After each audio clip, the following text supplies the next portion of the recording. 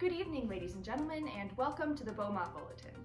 Before we begin our deep dive on Supreme Court Justice Amy Coney Barrett, we'd like to make a special announcement.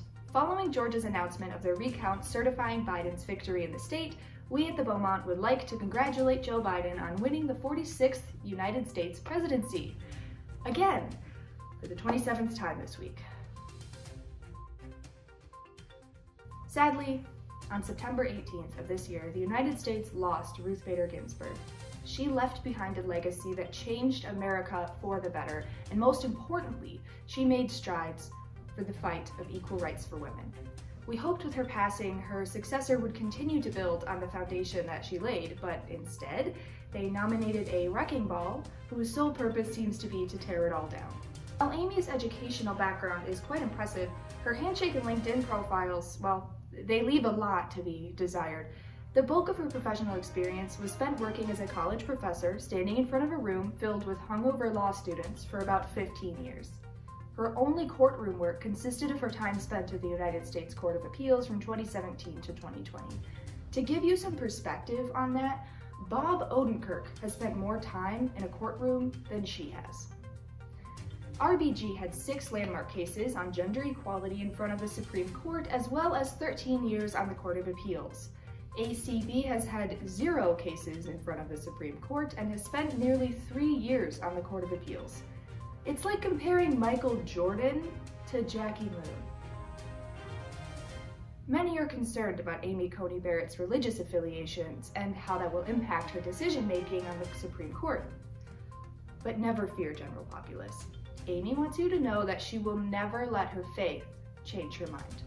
If you're asking whether I take my faith seriously and I'm a faithful Catholic, I am, although I would stress that my personal church affiliation or my religious belief would not bear on the discharge of my duties as a judge. Now, this is an awfully rigid stance coming from Amy, who, according to Susan Collins, tends to take a wishy-washy stance on important matters. A quality we're sure is perfectly suited for running the highest court of justice in the entire nation. Let's see if Susan was right. I don't think the core case, the Rose core holding that, women have a right to an abortion, I don't think that would change. But I think the question of whether people can get very late-term abortions, how many restrictions can be put on clinics, I think that would change. Okay, there it is. But don't worry, everyone.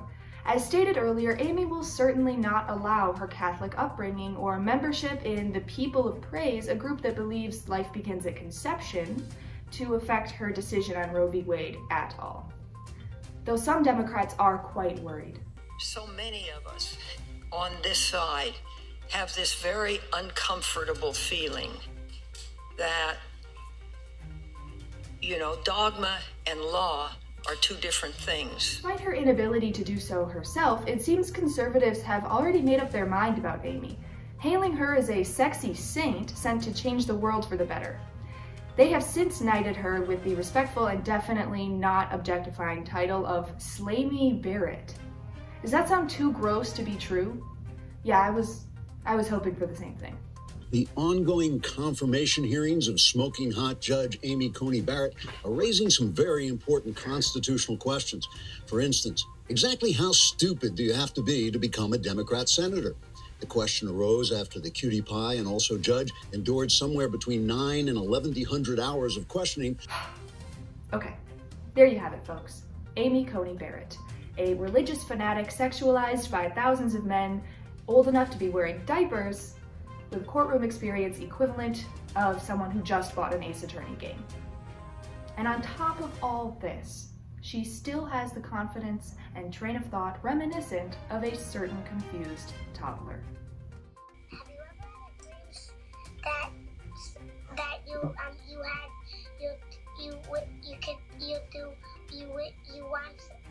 you could